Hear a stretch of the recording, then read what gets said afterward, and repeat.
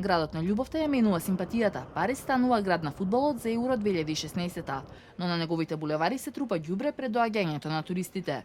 И комуналците им се придружија на штрекувачите предводени од радикалниот синдикат СЖТ против новиот закон за труд на претседателот Оланд, со кој на работодавците им се олеснува отпуштањето на работниците.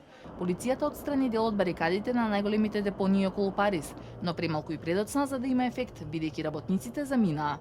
И покрај знаците дека протестот губи здив, јавниот превоз е прекинат веќе повеќе од една недела. Ова е голем настан, видов големо обезбедување. Не го следам ова колку што би сакал, но гледам дека е голем настан за Париз. Мислам дека штрајкувачите ќе бидат фер. Ретко се случува да добиеме толку голем надпревар во Франција, па мислам дека кога ќе почне веќе нема да има проблеми со штрајкови. За терористичките напади, опасност има секој ден, но човек не треба да попушти пред стравот. Има големо обезбедување, организирано е, мислам дека нема да има проблеми. Државната железничка компанија вели дека помалку од 10% од вработените штрајкуваат, значително помалку отколку на почетокот. Веќе оперираат со 3 од 4 многу брзи возови и со 6 од 10 градски конекции.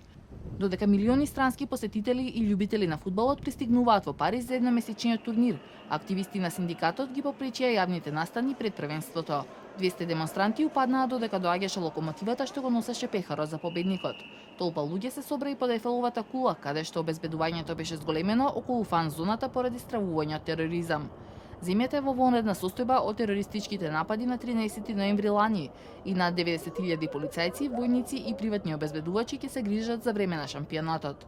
Се очекува да пристигнат 1,5 милиони странски навивачи, кои ќе присуствуваат на 51 надпревар на 24 тимови на 10 стадиони низ Франција.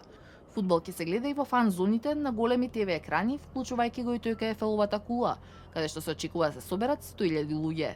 Еуро 2016 го отвораат Франција и Романија утре на Стад де Франс.